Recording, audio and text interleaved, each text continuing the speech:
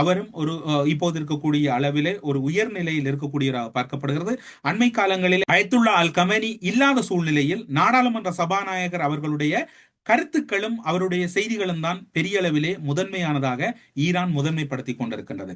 இப்போது Israel Iran பகுதியில் இருக்கக்கூடிய எண்ணெய் குதங்கள் மீது நடத்திய தாக்குதலை டொனால்ட் ட்ரம்ப் அவர்கள் கண்டிக்கின்றார். அவர் கண்டிக்கின்ற வகையில் குறுஞ்செய்திகள் அனுப்புகிறார் என்றால் இதில் ஓரிரு தினங்களில் நானே பேச்சுவார்த்தையை நடத்துகிறேன், ஈரானும் பாருங்கள் இஸ்ரேலும் பாருங்கள் என்று கூப்பிடக்கூடிய ஒரு நகர்வுக்காக இதனை செய்கின்றாரா, அல்லது பெஞ்சமின் நெத்தனியாவுக்கு இதனை கூறிவிட்டுத்தான் அவர் இவ்வாறு வெளிப்பரப்பில் பேசுகிறாரா என்கின்ற சந்தேகங்கள் எல்லாம் இருக்கின்றது. பெஞ்சமின் நெத்தனியாவை பொறுத்தவரையில் அவர் இந்த கிடைத்த சந்தர்ப்பத்தில் ஈரானை அழித்து விட வேண்டும் என்று மிகவும் கங்கணம் கட்டி கொண்டிருக்கின்றார். ஈரானை பொறுத்தவரையில் அவர்களிடம் இழப்பதற்கு எதுவும் இல்லை என்றாலும் அவரிடம் இருக்கக்கூடிய வான்காப்பு சாதனங்கள், மற்றது ட்ரோன், அவர்களிடம் இருக்கக்கூடிய பல மிசைல்களை அவர்கள் பயன்படுத்துவதற்கு தயாராகி கொண்டிருக்கிறார்கள்.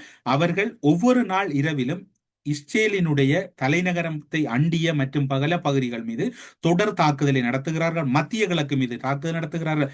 ஈரானை பொறுத்தவரையில் அவர்கள் வான்படை மற்றும் கடற்படையை இழந்திருந்தாலும் அவர்கள் போரியல் ரீதியாக இன்னும் பலவீனமான நிலைக்கு செல்லவில்லை என்பதுதான் சர்வதேச போரியல் ஆய்வாளர்களுடைய கருத்தாக இருக்கின்றது.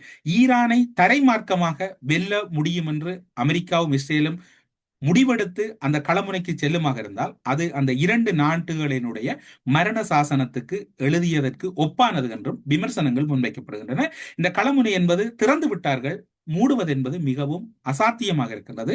ஆனால் உலகின் பெரும் சவால்களை நோக்கி நகர்ந்து கொண்டிருக்கிறது.